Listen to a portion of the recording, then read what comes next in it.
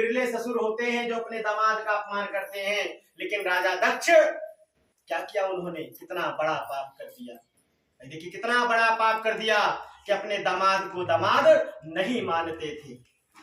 भाई देखिए जो ससुर अपने दामाद को दामाद न माने, कन्यादान कर दिया और उसी दिन से आपके लिए क्या हो गया, आपके जमाता पूजनीय हो गए।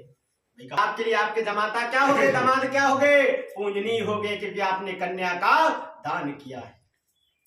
कन्यादान करने भाई ब्रह्मा जी के कहने पर, भाई उनको तो नहीं पसंद थे भोलेनाथ, लेकिन ब्रह्मा जी के कहने पर उन्होंने विवाह तो कर दिया सती का, लेकिन वो शिव भगवान को मानते नहीं थे।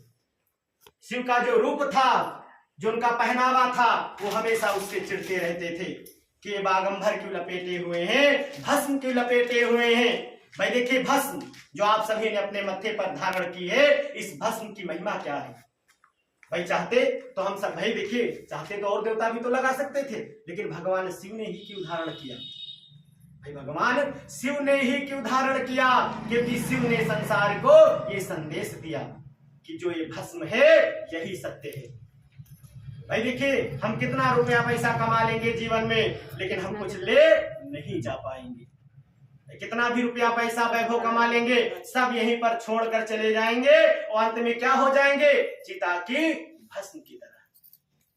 भगवान भोलेनाथ ने संसार को क्या दिखाया कि जो भस्म है यही सत्य है, इसलिए अपने देह पर उसको लपेट लिया भगवान ने। ये संसार को संदेश दिया कि ये भस्म ही सत्य है। इस अगर मृत्यु लोक में कोई आया है तो उसको जाना तय है, कोई भी ये वैभव नहीं ले जा पाएगा। कोई कितना भी किसी से प्रेम करता हो, चाहे वो पति पत्नी का प्रेम हो, पिता पुत्र का प्रेम हो, लेकिन कोई अपने साथ नहीं ले जा सकता है। संबंध कहां तक है, केवल चिता से पहले तक। भाई देखिए संबंध कहां तक है, चिता से पहले तक। चिता तक जाते जाते भाई देखिए जो हमारा शरीर है, भाई बहुत लोगों को अपने शरीर पर, अपने रूप रंग पर, अपने ऐश्वर्य पर और अपने प्रभुता पर कभी अहंकार नहीं करना चाहिए, क्योंकि ये रूप रंग एक समय के बाद चला जाएगा। भाई बताया गया कि जो रूप रंग है एक समय के बाद ये चला जाएगा, ये नहीं रह जाएगा इस नासवान संसार में। क्योंकि जो तुम्हारी शरीर है, तुम्हारा जो देह है, ये कहां तक जाएगा, मात्र चिता तक।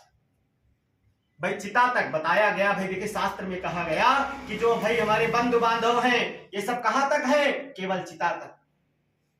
जो हमारे जानवर हैं, जो हमारे पशु हैं, भाई जो हमारा धन है, वैभव है, हमारे मित्र हैं, सब यहाँ छोड़कर चला जाएगा। अंत में क्या साथ में जाएगा। भाई मानव शरीर के लिए कहते हैं भाई हम बहुत अच्छे हैं, अपने शरीर पर घमंड करते हैं। कुछ लोग बाहुबली होते हैं तो कहते हैं हम इनको मार देंगे, हम उनको मार देंगे, लेकिन ये सारा बाहुबल शून्य हो जाएगा एक समय, क्योंकि सबसे बड़ा कौन है, समय है। समय से बढ़कर कोई नहीं है, उसकी बलवत्ता के आगे सबके बल क्षीण हो जाएंगे। तो इसलिए हमको अभिमान नहीं करना चाहिए अपने शरीर पर। आपका जो शरीर है उसको धर्मार्थ के काम में लगाइए, तब तो आपका कल्याण है, अन्यथा कल्याण होने वाला नहीं है। अब देखिए भाई दक्ष थे, प्रजापति दक्ष कहा गया कि प्रजापति दक्ष, बहुत घमंड हो गया उनको, क्योंकि क्या थे, प्रजापति थे। प्रजापति बना दिए गए ब्रह्मा जी के द्वारा, क्योंकि ब्रह्मा के मानस पुत्र थे, लेकिन उनका शिव के प्रति बैर बढ़ता चला जा रहा था। अब देखिए उन्होंने बहुत बड़ा यज्ञ अनुष्ठान ठाना और उनको न्योता नहीं दिया। अब भाई देखिए चाहते तो किसी और मार्ग से चले जाते, लेकिन अब देखिए कैलाश पर्वत से ही जा रहे हैं और जाकर बीड़ा बजाते हुए जा रहे हैं, भजबन नारायण नारायण नारायण का गान करते हुए जा रहे हैं। और कहते हैं भाई देखिए इतनी, जहां पर कैलाश पर्वत आता है वहां तेजी से कहने लगते हैं। और जगदम्बा जब देखती है तो कहते हैं नारद कहाँ जा रहे हो, तो कहते हैं हे देवी क्या तुम्हें पता नहीं है, आज तुम्हारे पिता ने बहुत बड़ा यज्ञ किया, क्या तुमको बुलावा नहीं भेजा। और जब इतनी बात कहते हैं तो देखिए भाई किसी का भी देखिए, जब दामाद को नहीं मानते हैं, लेकिन वो वहां की उनकी पुत्री है दक्ष की, तो उनका प्रेम देखिए अपने पति से कहती है कि हमको जाने दीजिए। तो भगवान भोलेनाथ भाई देखिए क्या करते हैं, संदेश देते हैं, समझाते हैं कि भाई देखिए तुम्हारे पिता ने भाई देखिए हमको ब्याह दिया हमारे साथ में तुमको, अब तुम हमारी अर्धांगिनी हो गई हो, इसलिए जब तक वहां से बुलावा ना आए नहीं जाना चाहिए। कहते हैं कि हमको बिना बुलाए किसी के दरवाजे पर नहीं जाना चाहिए। लेकिन अब क्या करती हैं, हट करती हैं अपने पति से और देखिए जाती हैं वहां पर तो क्या देखती हैं कि घोर अपमान किया गया, उनके पति का घोर अपमान किया गया। जब वहां पर बैठती हैं भाई, जैसे ही देवी को देखते हैं राजा दक्ष तो क्रोधित हो जाते हैं। भाई देखिए, अगर किसी की पुत्री घर आए तो लोग को प्रसन्नता होनी चाहिए, माता को, पिता को, भाई को। लेकिन क्या हुआ, उनको दुख। माता को तो भाई अच्छा लगा, बात बताई गई कि माता को तो अच्छा लगा, माता ने तो गले लगाया, बहनें जो थी गले लगाए, लेकिन पिता की अभाव में तन गई कि बिना बुलाए कहां चली है सती। और वहां पर सभा में बैठकर भाई देखिए, जितने भी ऋषिगण हैं, देवता हैं, ब्रह्मा विष्णु महेश हैं, इंद्र इत्यादि देवता हैं, सब लोगों के समक्ष बैठकर राजा दक्ष भगवान शिव की निंदा करते हैं। और जब शिव की निंदा करने लगते हैं तो देवी जगदम्बा क्या कहती हैं, सबको रोकती हैं, समझाती हैं कि आप शिव की निंदा मत करिए, क्योंकि जिसने भी संसार में शिव की निंदा की है वो शिव कोप में जलकर भस्म हो जाएगा।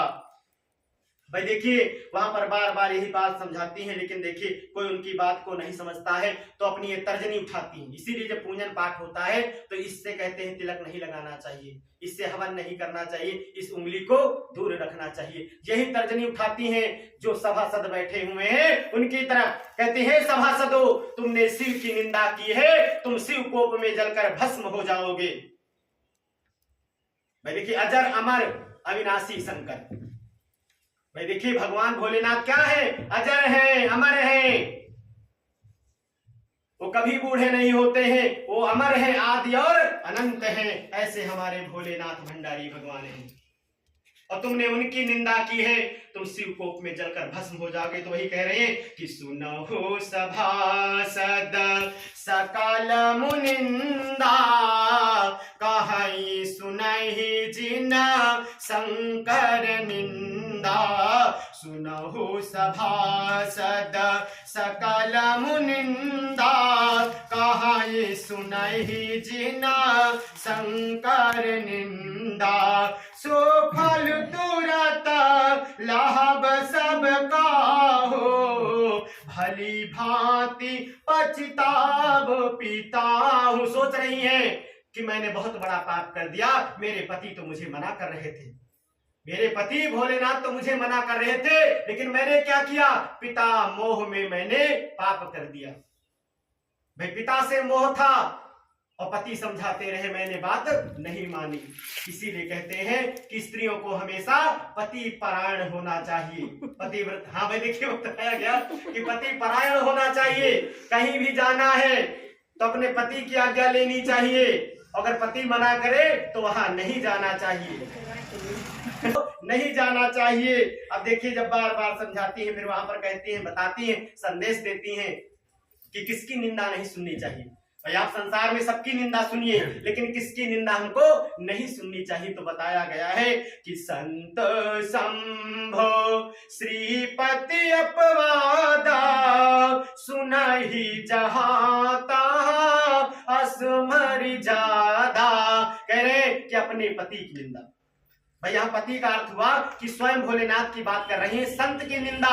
भाई देखिए, अब संत मतलब ऐसा ना हो कि भाई दारू भांग वाले हो, लेकिन अगर वो संत हैं, भाई संत को पहचानना हमारे, भाई देखिए हम मानव हैं, हम संत को पहचान सकते हैं क्योंकि सबके अंदर भगवान ने विवेक दिया है। भाई देखिए, जो भी ज्ञान है, ज्ञान के द्वारा पता लगाया जा सकता है कि भाई साधु महात्मा संत कैसे हैं, व्यभिचारी आचरण के तो नहीं है। अगर वो साधु सज्जन है तो उसका हमको सम्मान करना चाहिए, और अगर दुर्जन है तो हमको दूर हो जाना चाहिए, भाई हमको कुछ कहना ही नहीं चाहिए, उससे दूर हो जाना चाहिए। तो वही आगे बताया गया कि भाई देखिए, बार बार समझाती हैं, लेकिन जब कोई नहीं मानता, यही बात आगे भी कही गई है कि देखिए आगे बताया गया कि हरिहर निंदा, कि हरिहर निंदा सुनहि जो काना, हो वही पाप गो घात समाना। कहे हरिहर निंदा, हरि कहा गया है विष्णु भगवान को और हर कहा गया है महादेव को, क्योंकि हम लोग क्या कहते हैं, हर हर महादेव। तो इन दोनों की निंदा हमको इन कानों से नहीं सुननी चाहिए। अगर इन कानों से कोई सुनता है तो गाय के मारने जैसा पाप करता है। तो देखिए, गाय के मारने जैसा पाप करता है। और जब इस प्रकार वहां देखती है कि हमारे पति की बार बार निंदा होती है तो देवी क्या करती है? भाई देखिए, जो राजा दक्ष का यज्ञ था उसी यज्ञ में क्या करती हैं? अपनी प्राणों की आहुति दे देती हैं और कूद जाती हैं और उनका यज्ञ विध्वंस हो जाता है। और देखिए भगवान क्या करते हैं? काल भैरव को भेजते हैं और पूरा यज्ञ उनका ध्वस्त करवा देते हैं और उनको दंड दिया जाता है। जो भाई देखिए भगवान की निंदा करते हैं, जो शिव की निंदा करते हैं, उनको कठोर दंड प्राप्त होता है।